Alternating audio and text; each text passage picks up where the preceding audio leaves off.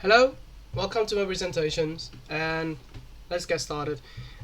Before I talk anything about my purchasing plan, please, I would very really appreciate it if you spend a little bit of time to scan the QR code or just click on the links below, because it's a further explanation of every single thing, or every other aspect of my work that I have done, but I cannot put it on the slides because, well, it's limiting.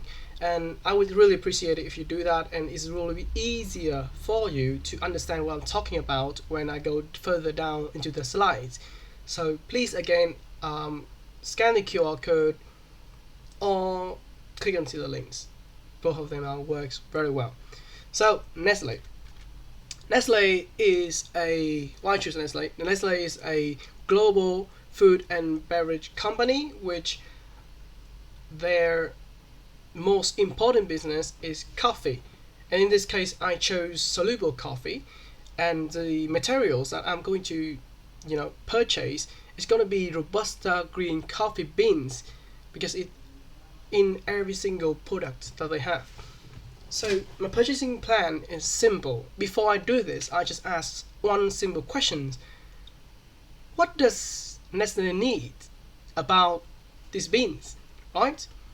So from the questions, I realized that they need to ensure the beans they have reliable supply, consistent quality, competitive cost, efficient delivery, control risk, and responsible compliance. So those are their needs, and then I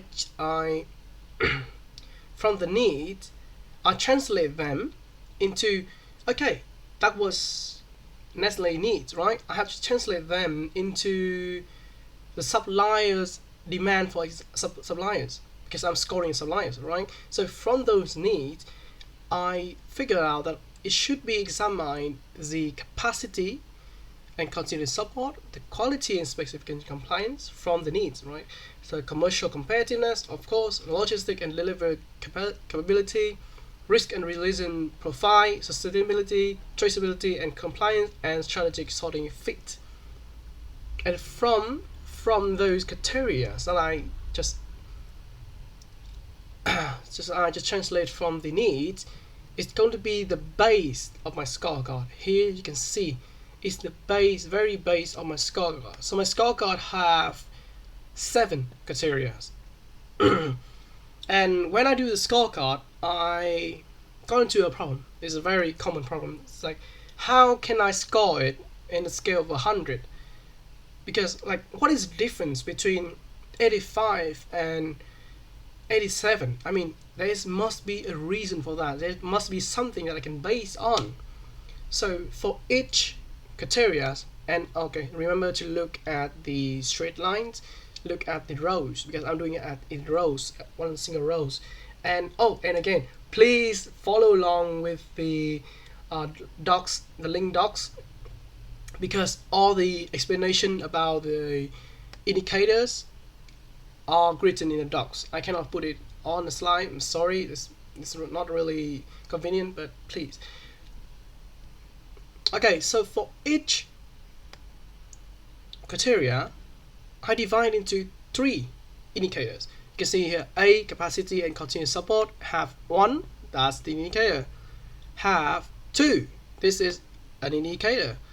And have 3, that's also indicator. Right? But I still get into the same problem. Like, how can I how I score the indicators, right? Even though I divide it into 3 parts, how can I score them so that I can make sure that it's not being intuitive? So I divide each indicators into 3 checkpoints. Each checkpoint have maximum 2 points. Here you can see indicator 1 have checkpoint A, checkpoint B, and checkpoint C. Indicators 2 have checkpoint A, B, and C, the same as indicators 3. And when I'm doing this, so each indicator is going to be the scale of 6. So what does that do? Well, this is the magic behind it. for each indicators, now I can convert the score into the rounded score. Like you can see here, this is the justification of my interpretation of my scoring. Is like, if let's say the indicators have only 6 score. This is very strong for most. Oh no, sorry. It have only 2 score, 2/6 score. So this means that it's very weak performance. It's like when I do the scale 6 like this, I can make sure that base my point on something. And remember, each big criteria have 3 indicators. So when I take the average of 3 indicators in a scale of 6, I get to the point of very, very not intuitive point. It's very easy to understand the pointing. It's not intuitive, it's based on the checkpoint and based on the scales. Okay, here you can see, this is the scoring formulas. So checkpoint score will be 0, 1, 2. Raw indicator score will be all the checkpoint, and criteria, the big one, will be the average of 3 indicators. Very simple to track what I'm doing here, and all the information I put in on the links, so please follow along. The weighting. Okay, so in the weighting, there's 3 most important things that I weight.